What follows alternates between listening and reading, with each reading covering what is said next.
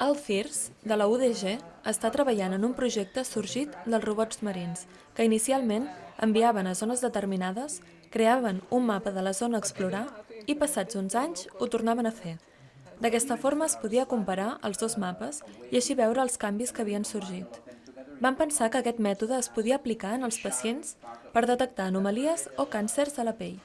Així que han creat un escàner amb 92 càmeres que es reparteixen al voltant del pacient per treure moltes imatges d'alta resolució.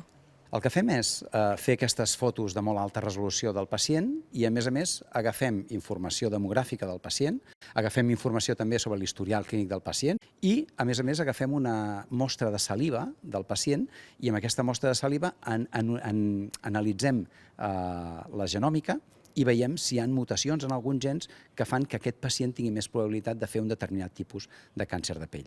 I tota aquesta informació, juntament amb exploracions anteriors, les posem totes juntes en el que nosaltres anomenem en el projecte el Cognitive Assistant, que és un assistent cognitiu, un sistema d'intel·ligència artificial que recull tota aquesta informació, que la processa i que ens dona quin és el risc d'una determinada lesió del pacient de ser o no un melanoma.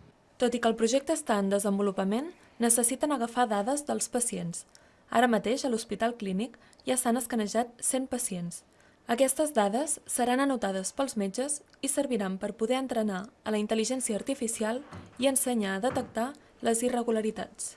Aleshores, totes aquestes càmeres prenen una imatge i, com que nosaltres sabem la posició d'aquestes càmeres, podem reconstruir el model 3D del pacient. Aleshores, tenint tantes càmeres, les imatges ens pot donar que una mateixa lesió la veiem des de dues càmeres diferents. Nosaltres el que fem és calcular la imatge la imatge on la lesió es veu amb millor qualitat i així podem tenir el model 3D de la manera més bona possible. Aquest projecte el coordinen des de la UDG i tenen 19 socis internacionals, entre ells empreses industrials, petites i mitjanes empreses o bé altres universitats.